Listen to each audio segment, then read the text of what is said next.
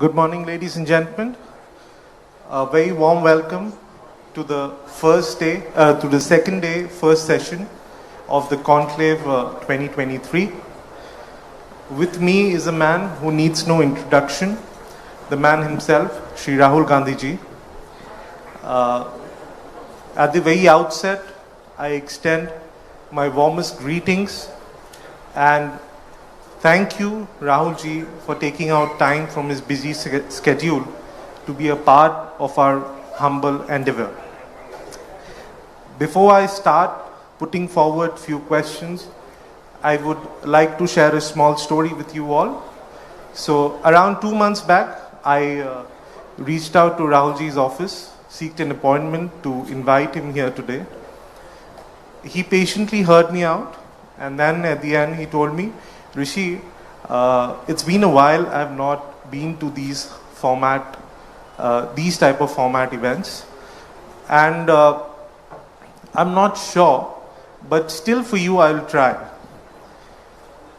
Then I came back to Guwahati office. We discussed what to do, what not to do. So for every session, when you hold a conclave like this, there are a lot of speakers.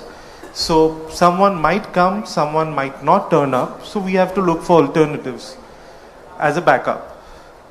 We look for backups for everyone, but I stood by it that Rahul ji will come till the last day.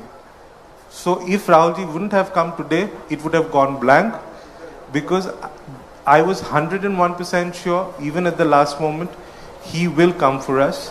And ladies and gentlemen, please understand, it's after 6 long years, he is in this format. He has not been to any national channels also. It is, we take pride in that.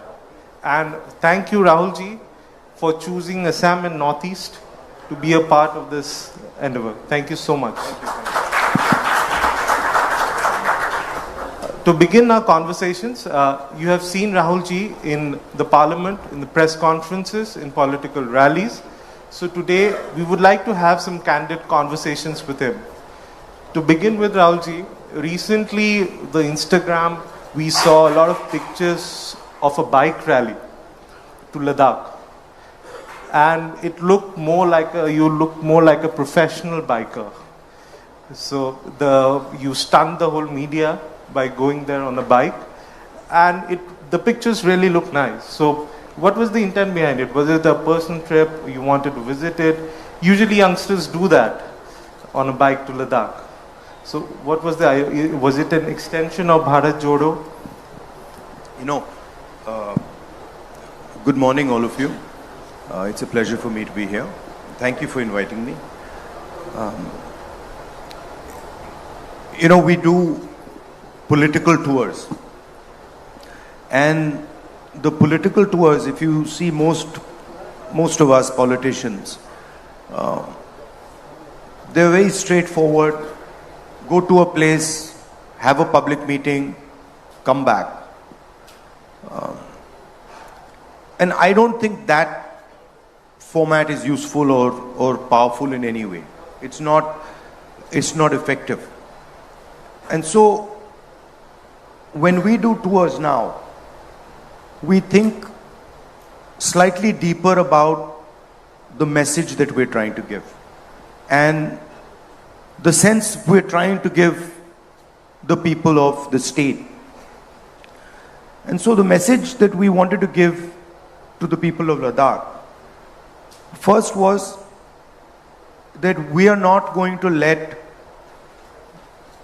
inaccessibility, bad roads stop us from reaching any corner of Ladakh. We're not going to allow the people to feel that they are so far away that we cannot reach out to them, number one. Number two, we wanted to give a message to the people of Ladakh and the people of India that tourism is very important for Ladakh. People traveling from the rest of the country to Ladakh is the lifeblood of Ladakh. It supports them. It's beautiful. It's an excellent motorcycling route.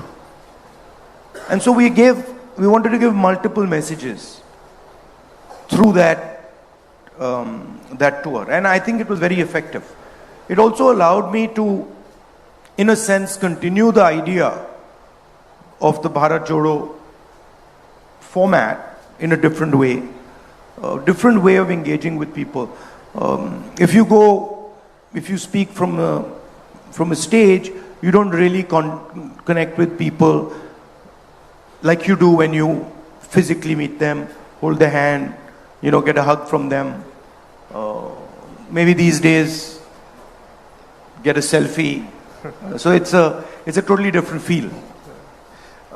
You traveled there on the eve of late Rajiv Ji's birthday. Am I correct? Or yeah. Did Rajiv Ji mention about this to you? Or yes, he had said once somewhere. He had said once that Pangong Lake is one of the most beautiful places he's been to. And I had always been trying to go to Pangong Lake, but somehow never managed to go there. It's actually quite complex to go there. The road is pretty bad, and it takes quite a long time to go. So I was keen to go, and we made sure that we went there. We also made sure that we went to all the regions of Ladakh. Okay. Yeah. Coming to Bharat Jodo Yatra, the name itself describes what's the intent of the Yatra. We have seen all the coverages, we have read about it.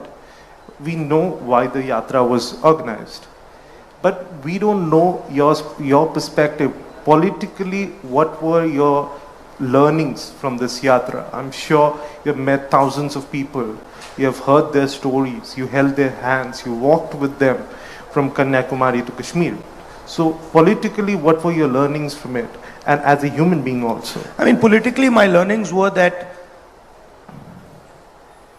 in 21st century India,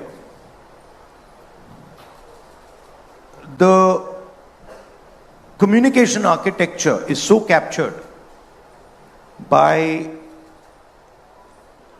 the BJP that it is practically impossible to talk to the people of India through that communication architecture.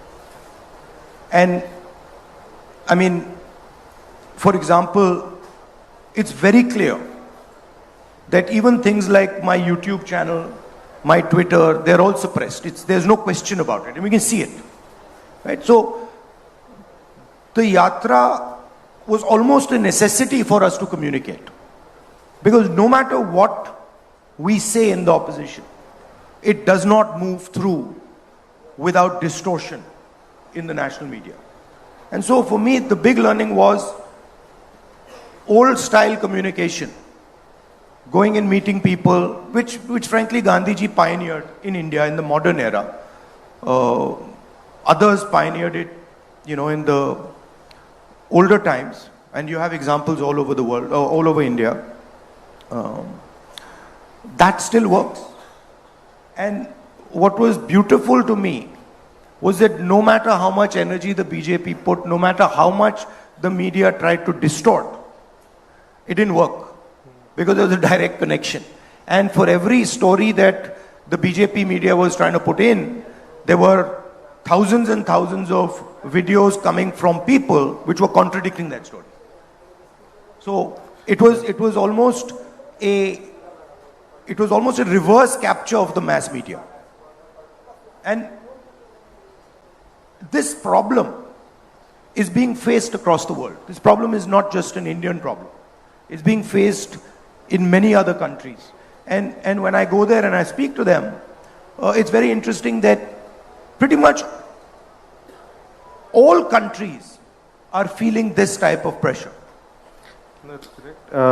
That's a political learning. And I mean, that's fine. But for me, the personal learning was even more interesting, which was that where you think your limit lies is nowhere where your limit actually lies. So your limit is much, much further than you can even imagine. And it's not just in, politics, it's in everything. And I think it's the same for everybody. That normally you'll think, okay, मैं वहाँ तक जा सकता हूँ, या मैं ये कर सकता हूँ. But by definition, when you're thinking that you can do that, Right. you're already shortchanging yourself. Because what you can do is almost not imaginable to you. Rahul ji, I'm sure there might be some See learnings. this, I get disturbed when we're having this type of conversation. You call me Rahul or call me, Mr. Gandhi or something. This Rahul ji doesn't, I don't like it. Okay. Then, because I'm not calling you G, so then you shouldn't call me G. Okay, so I'll stick to Mr. Gandhi. Yeah, call me Rahul, right? Yeah. Rahul's good. So Rahul, this yatra, after the yatra or while you continuing the yatra as well, when I mentioned political learnings, I'm sure you might have come out with few solutions which you might want to implement if voted to power. There might be certain issues which you might have picked up during the yatra that you know that it can be solved like this or like that, whatever. So are there any issues which you want to pick up if voted to power and find solutions to it? See, when you're thinking about these things, there are a couple of levels at which you have to view them. Right. So, the foundational level, in my view, is there fairness and participation? Meaning, for example, does the Northeast feel that it is participating in the national conversation? Does the Northeast feel that its ideas, its culture, its vision is being incorporated in the national conversation? So that would be a basic fairness, right? And there, on many axes, India is just completely failing, right? I did a speech in Parliament where I raised the point that the core of Indian government, 90 people who run this country, and they have much more power than MPs and MLAs. They decide policy. That's not how it was supposed to be. MLAs and MPs were supposed to decide policy. And that's how we started. But today bureaucrats decide policy. And so I looked at the 90 top bureaucrats in this country and I was shocked. I mean, I was completely blown away. 3 of them are OBCs. Now the question arises, what is the percentage of OBCs in India? What is the percentage of Dalits in India? What is the percentage of tribal minorities in India? If we do not know that, we cannot even begin to question, to address the issue of fairness. No, fairness, right? We know by and large there are 50% women in India. So we have a sense of, okay, we know how to address this issue.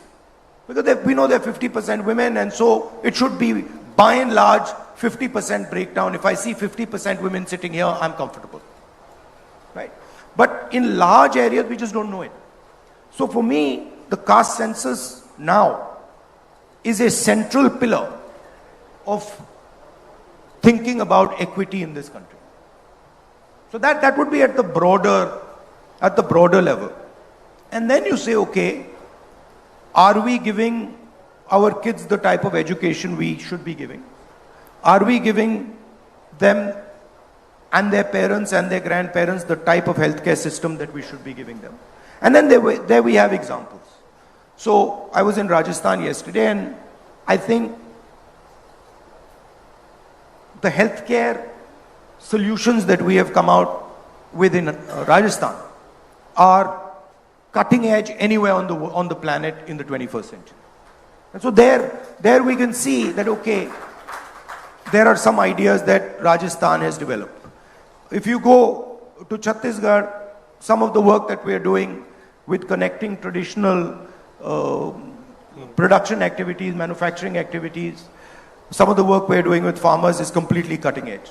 You go to Karnataka, the social security system we have set up in Karnataka is cutting edge. So there are examples of these things we can look and say, okay, this state is doing well. Rajasthan can become a framework for a national healthcare solution. Rahulji, coming to Rajasthan, Chhattisgarh, when after 2014, non-BJP non-BJP parties did win few of the states, and after that there was an air that there might be a change in 2019 in the government, but obviously that did not materialize. In coming days, you have 4 major state elections. You might win all of them, or might not win any of them, or might win 50% of them. No, the question of us not winning any of them is not going to happen. I'll tell you, there's no question. There's no way we're not going to win any of them. Okay. I would say, right now, Right.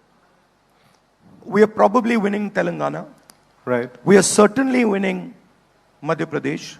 We are certainly winning Chhattisgarh. Okay. Rajasthan, we are very close, and we think we'll be able to win. Okay. So that's what it's looking like. And by the way, that's also what the BJP is internally saying. Right.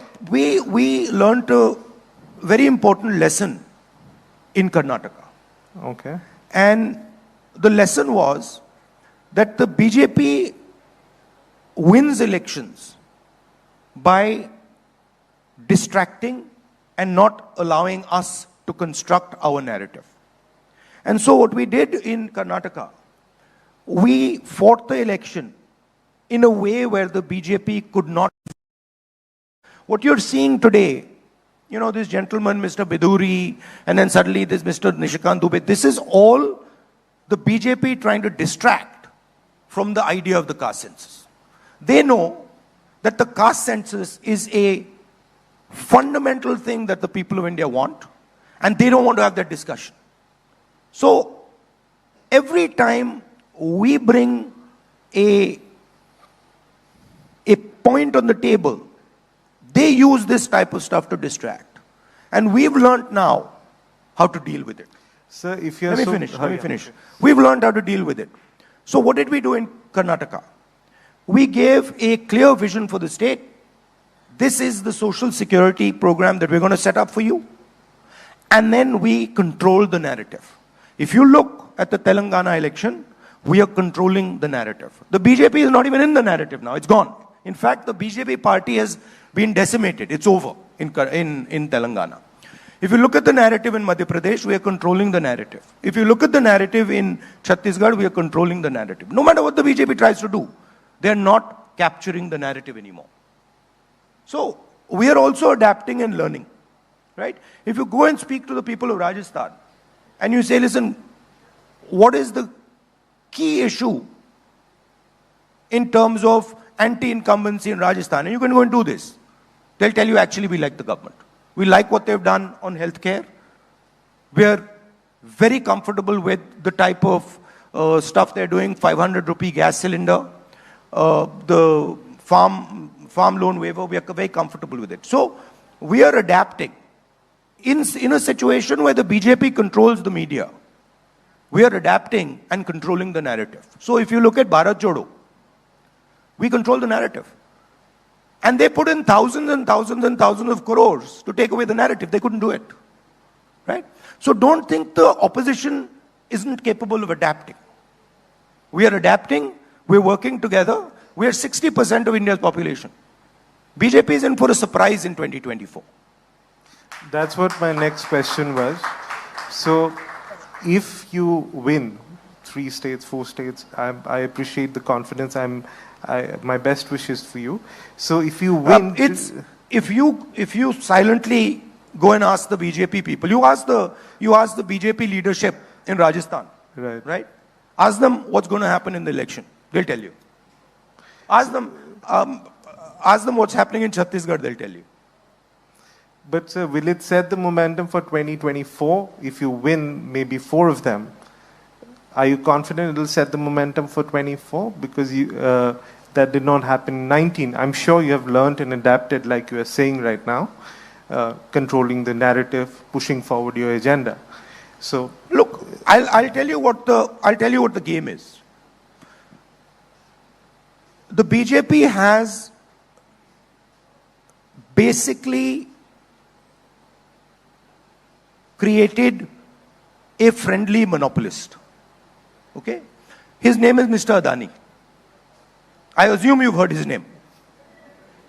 You've heard his name? Yes. See, you're even a bit hesitant. You're even a bit hesitant कि भैया बोले ना. Right? So he has created this gentleman and essentially is handing over the key industries of our country to this gentleman. And this gentleman controls a significant chunk of the media in this country. Right? And there are other monopolists, but this man is the main gentleman. So there is a massive concentration of wealth that this gentleman has. And there is a huge amount of money that the BJP is generating from this. Right? So there is media control, there is financial control, right? Please go and ask any businessman in India what happens to them if they support an opposition party. If they were to write a check for any opposition party, ask them what happens to them. Right? So we are facing a financial attack, we're facing a media attack. And we're doing pretty well. We've banded together. I have not seen the opposition working like this before. Where we can sit down on the table and we can say, look, we don't quite agree with you on that. And they can say, well, we don't agree with you on that. And we'll say, okay, so what about this compromise solution? And they're like, absolutely, this works for all of us. Right? So there's a great deal of flexibility. And I must tell you, I am very impressed with the flexibility that all the opposition parties are showing. Because we understand what is at stake here. We are not fighting now a political party. You're fighting right? We are fighting the Indian state. And we are fighting to defend the idea of India. And that is why we have given our name, India. Sir, what's your opinion on one India, one election? Combining assembly elections with Lok Sabha elections. What's your take on that? It's one of the BJP's distraction strategies, right? Okay. Look, we started off with one election. Right? When we started our elections. Why do we have different dates? Because in the Indian system, a chief minister can say, actually, in year 2, I feel comfortable enough to win an election and I'm going to hold an election. Right? So, at any point, a chief minister can declare elections. Right? So, obviously that's why this has happened. Do you think it's practically possible with so many states, so many political dynamics, and then Lok Sabha? It's a distraction. Look, the main issues in India are simple. Concentration of wealth. Huge inequality in wealth, number 1. Number 2, massive unemployment. Number 3, huge unfairness towards the lower caste, towards OBCs, towards tribal communities. These are the issues. Everybody knows them. Price rise. 1,000 rupees cylinder. Right? Now, BJP can't contest those. Right? So, let's have Mr. Biduri make a statement. Let's have, let's get together and sort of have elections together. Let's change the name of India. This is all distraction. We know it. We understand it. And we're not going to let them do it. Sir, recently there had been discussions on the Women's Reservation Bill. And this is one of the bills where Congress party has come out in support of, but excluding the 2 footnotes which you had been mentioning in the parliament also, and also in your press conference recently. So, what is the reservation on that? The women's bill, which every single party has supported, can be implemented tomorrow morning. All you have to do is you have to say 33% of the seats are going to be reserved for women in the Lok Sabha and the Vidhan Sabha. It's very simple. There's nothing more to it. If the BJP was serious about doing it, that's what they'd do. there's no connection between giving women's reservation and census. There's no connection between giving women's reservation and delimitation. They're not connected, right? So once again, it's a distraction. They suddenly needed, they came up with the idea of the special session and they needed something. That they came out with because we made a speech about Adani and that newspaper, we did a press conference about Adani and the newspaper, the Financial Times, came out with a story. Suddenly they want to do a special session. The first thing they were planning in the special session was, India ko Bharat kar do. And then they got a backlash. They realized that there's a huge cost to this. People will not like this. So then they backed down on that. Now they've come out with this. But they've not actually given anything to the women of India. What they are saying is, 10 साल में आपको women reservation bill मिल जाएगा. And we are saying, नहीं, आज दीजिए. ये जो आपने सेंसस की बात की है, ये जो आपने डिलिमिटेशन की बात की है, ये बहाने हैं. इनको परे कीजिए 33%, अभी दीजिए, हम सब सपोर्ट करेंगे. Okay, sir. If voted to power, do you commit that without the footnotes, you'll get it implemented as soon as possible? Absolutely. I mean, 100%. See, please look at our record. I spoke in Parliament the other day that we consider the independence to be the beginning of the transfer of power to the people of India. Not the end, the beginning. Right? One man, one vote. Institutions set up in the interest of the people of India. And we consider that to be work in progress. And we feel very strongly that Indian women are not participating in the political system the way they should be. The single biggest act to help Indian women participate in politics was carried out by the Congress party, which is 33% reservation in Panchayati Raj. That was a game changer. And we want to do this. And it's our record. Please also remember that when we were trying to pass the 33% reservation in Panchayati Raj, the BJP opposed us.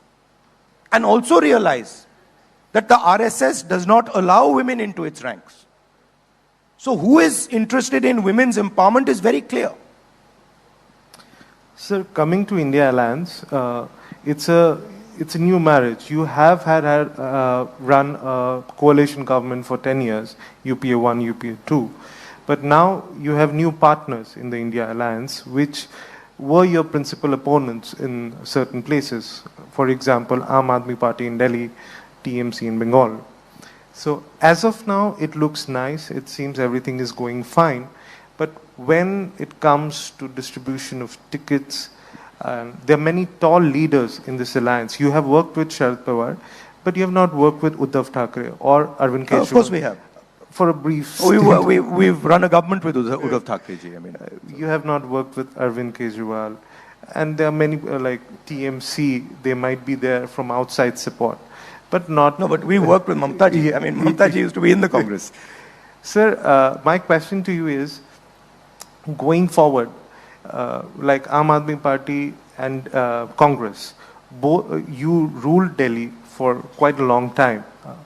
And now Aam Aadmi Party is strong in the Delhi politics. So what would be the dynamics then? Because you will also like to retain power in Delhi. They will also like to fight. Similarly, in West Bengal, TMC has shown its strength over a period of time. At the same time, the leader of opposition from your party is from West Bengal.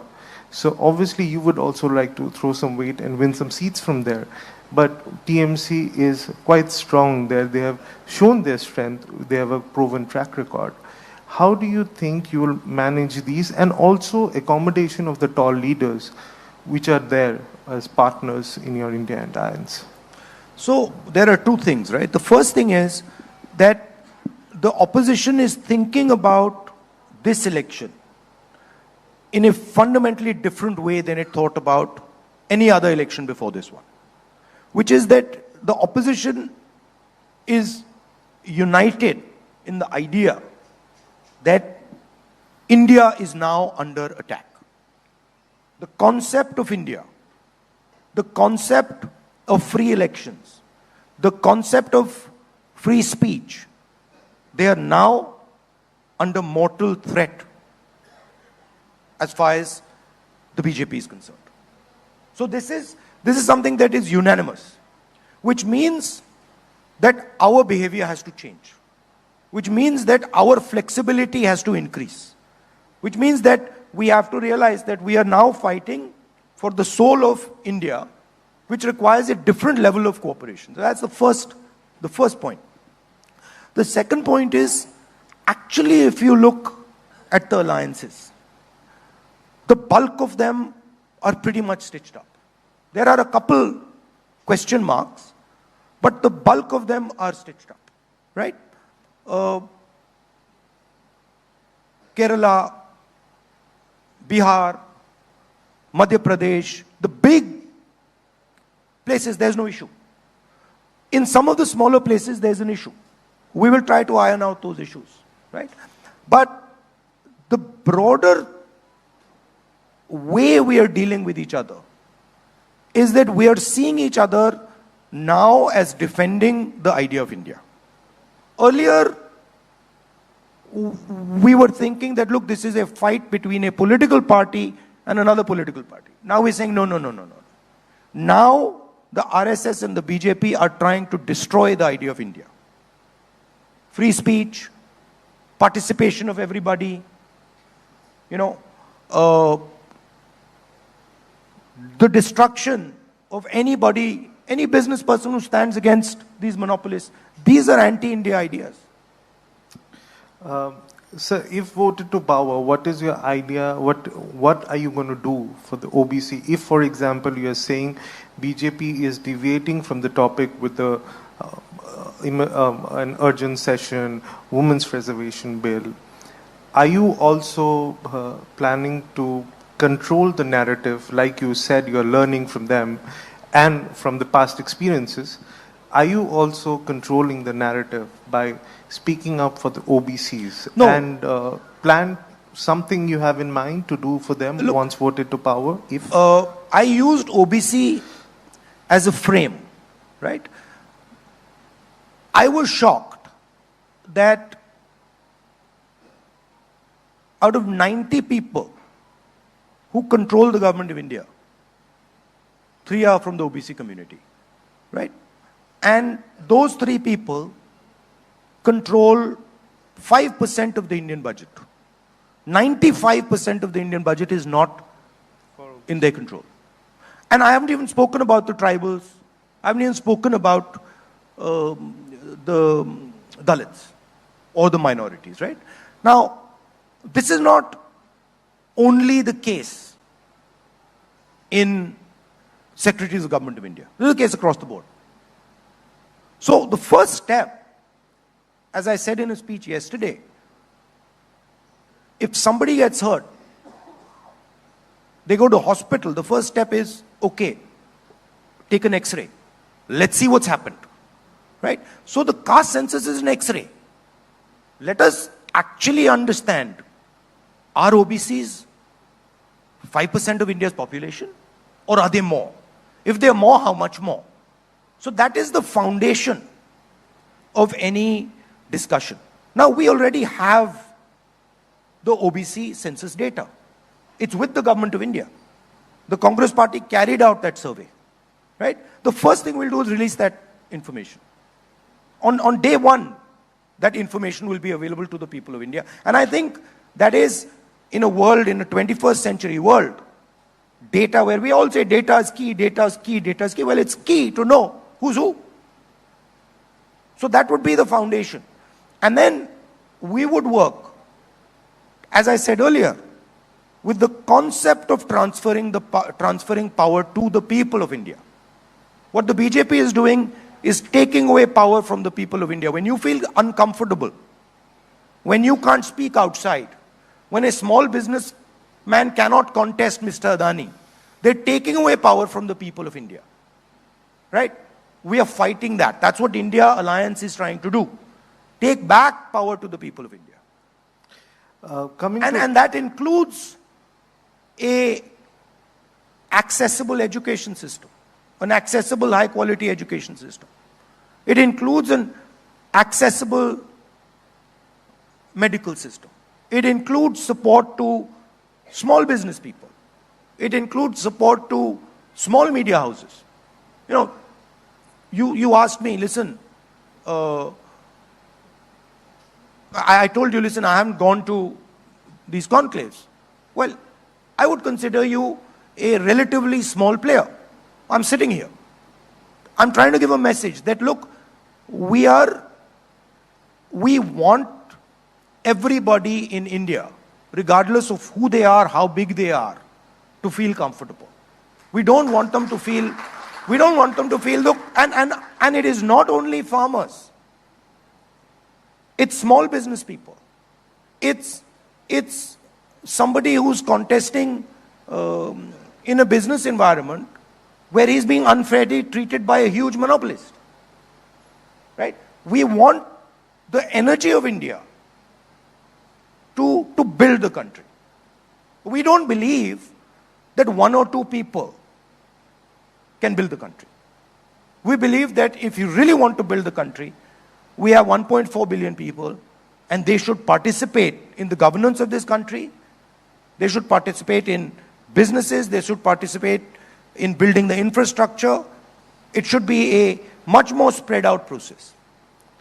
So since we are from Assam and Northeast, so I'll like to ask a few things on that. So you are one of the few tall leaders who had visited Manipur and visited the relief camps and met the displaced people. So what are your learnings from there, and also few pointers which you wish to put forward to come out with a message, a solution for them? Look, I've been in politics. I've been in politics now since 2004. And I must have traveled to pretty much every district. Most districts I visited 2 or 3 times. Every state. I've never seen what I saw in Manipur. In my entire life in Indian politics, I've not seen it. Right? And I'll tell you the story. When we arrived there, all the communities were very happy for me to go. And they all invited me. When we arrived there, when we were going to visit one community, say we were going to visit the Kuki community or the Meitei community, we were told before we entered that, listen, we are very happy for you to come. But if in your security there is a person from the other community, we will shoot him. So we had to, before we entered the area, we had to say, okay, we are going into Kuki area. Meiteis, please leave. And then when we were going into Meitei area, we had to say, okay, we are going into Kuki area. Meitei, please leave. Now, I have never seen this. Where the government of India has absolutely no control, where the government of India cannot send its own paramilitary force, personnel into an area. So what has happened is that the politics of hatred that the BJP has been playing with has basically destroyed the state of Manipur. Manipur, you said the state of Manipur, and I was thinking, well, actually, no. The idea of Manipur does not exist anymore. It has to be brought back to life. And the culprit is the politics of the BJP. Right? So, that's an extreme example of what happens when you make people fight with each other. And we went, and we spoke to some of the administration people, and they said, look, we have no control. We simply cannot control it. I've never seen this in my whole life in India. I mean, you can expect this, in Rwanda, maybe where there's a civil war. You don't expect it in India. And so this is the danger of what the BJP is doing. The danger is that this will spread. Sir, in perspective of Assam, whenever there is an election, let it be Assembly, Lok Sabha or Rajya Sabha, there's always a question of Congress having an alliance with AIDF, Ajmal's AIDF. They had been partners with you in UPA as well. As far as I know, that's not a question anymore. So, do you confirm that we are not having an alliance with them? Okay. So, Northeast has 8 states now, out of which 4 are ruled by regional parties who are in alliance with the NDA. That's not correct. Actually, all of them are ruled by the BJP. Okay, I'll put it there. Every single one of them is ruled by the BJP using the coercive power of the Indian state. Do you have any plan to bring them in your fold, because it has 24 seats? Absolutely. So are you in talks with them? Which ones? No, I mean, I don't get into the operational details at the state level. That's work that our parties in the local area do. I mean, of course, they do discuss it with Mr. Kharge and sometimes with me, but that's more their responsibility. Okay. But what we do clearly see is that there is pressure from the BJP. These are not just, happy partners. Happy partners. There's pressure. There's clear pressure, and they speak to us. Okay. Will Assam see a Bharat Jodo Yatra? Well, that's across work in Northeast, progress, and we don't want to ruin any possible surprises. We also have some beautiful roads like Ladakh. You can bike around there if you want. So, yeah, I mean, I'm planning now a trip to Mizoram. Okay. And I think that is a good idea. I think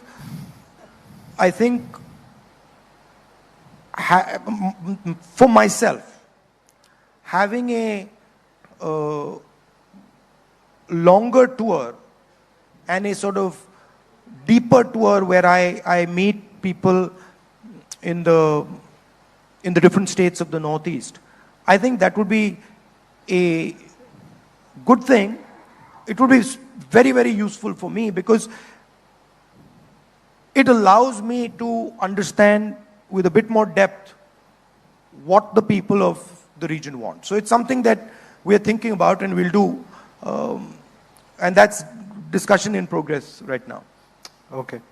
So I'm sure all of us have... You're saying, is there going to be another Bharat Jodo Yatra? Please realize, walking 4,000 kilometers is not like something you do. You get up in the morning and say, chalo bhaiya, 4,000 kilometers chal dete.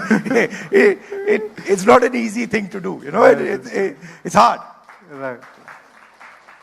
So I'm sure all of us have... The tendency is, ठीक है भैया, south से north कर दिया, east से waste कर दो, अच्छा फिर इस साइड से इस एंगल से काटो, फिर इस साइड से काटो. No, I mean, those are difficult things. But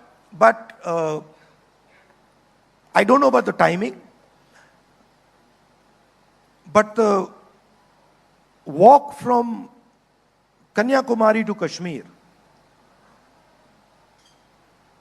allowed me to see India through a particular lens, a particular framework. Right? And I'm certain that the walk from east to west or west to east will allow me to see India from a different perspective and a different framework. Okay. I think walking from south to north is completely different than walking from west to east, west to east or east to west. It's a different paradigm. It's a different way of thinking. So I will have the opportunity, if we do it, to see India from a completely different perspective. So it's something that I'm quite keen to do. Let's hope that. And you'll be surprised, but you'll be surprised, but actually maza aata hai. It's a crazy thing, but maza aata hai. You meet people and you meet very interesting people. They tell you stuff. There's a lot of affection. People are very loving. You see it very differently than when you go in a flight or when you go in a car, or when you know, it's a completely different world. Because there is suffering involved. हमारे culture में जो तपस्या की बात करते हैं, it opens the mind actually. If you're sitting and you're in pain, you know, you see all our ancient rishis and all sitting there, or you see images of the Buddha, or you see images of Guru Nanak sitting there. There's a reason. Because they are purposely putting themselves through stress. They're putting themselves through pain. They're putting themselves through disturbance. And when you do that, it opens your mind. It allows you to see things that you never see before. You walk, I walk couple thousand kilometers. I'm telling you, after, you know, on day 3 or day 4, I was saying, bhai, matlab kya kar diya maine? Seriously, because I was like, how is this going to happen? How am I going to actually walk 4,000 kilometers? And then slowly, it unfolds. It happens. Right? So, I mean, you're from different spaces of work. You're from different, you know, you're business people. You're people who work in the NGO field. That's how you should think about it. Just take a challenge that you think you can never do. And put yourself under stress. And then you'll suddenly find that you will yourself start pulling out avenues that you'd never imagined ye ho sakta hai. And so for me, it's a learning experience. Of course, it's a political experience, but it was much more a personal experience for me. Like, my people wanted a political element to it. I was like, I'm not interested in a political element. Because for me, this is much more about, it's like a labor of love.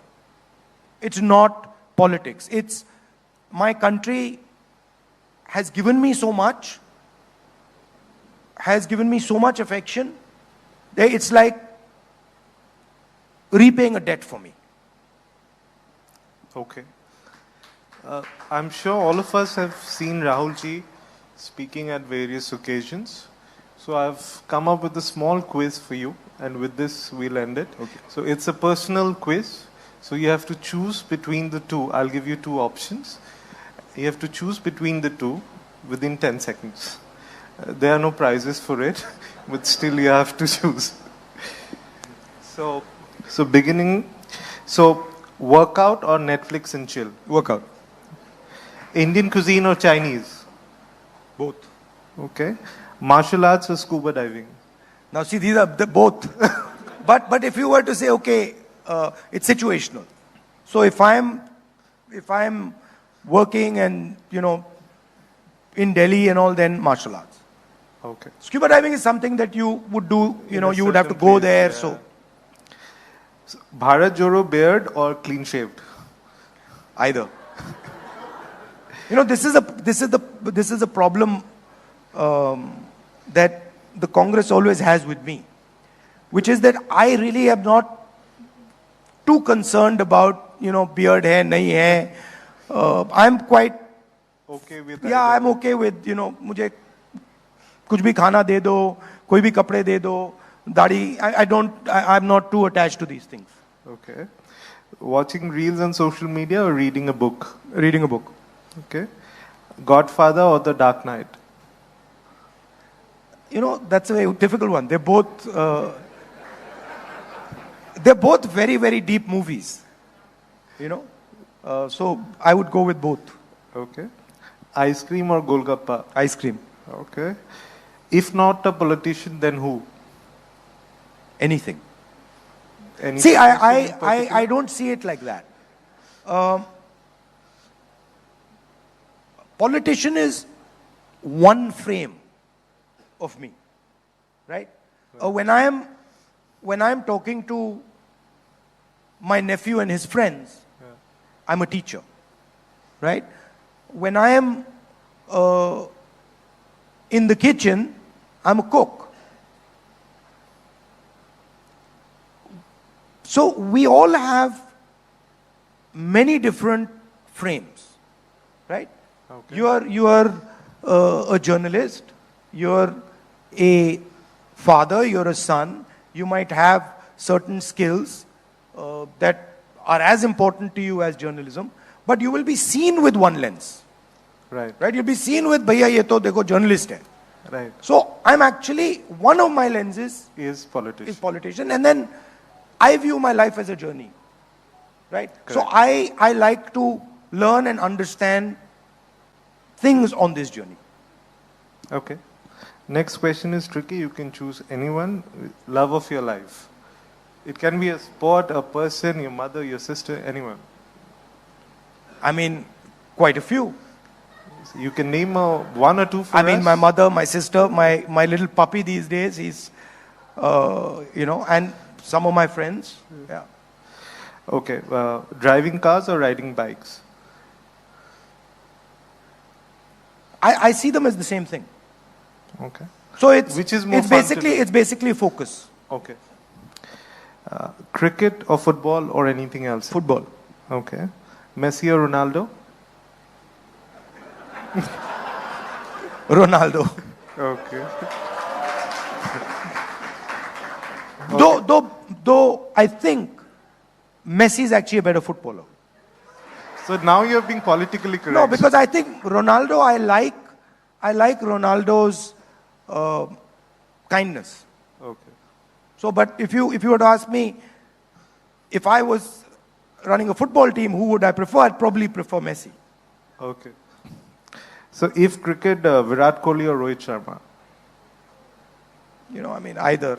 I'm not a huge cricket fan. I know that's not a good thing to say, but I'm not a huge cricket fan. Okay. So Bharat or India?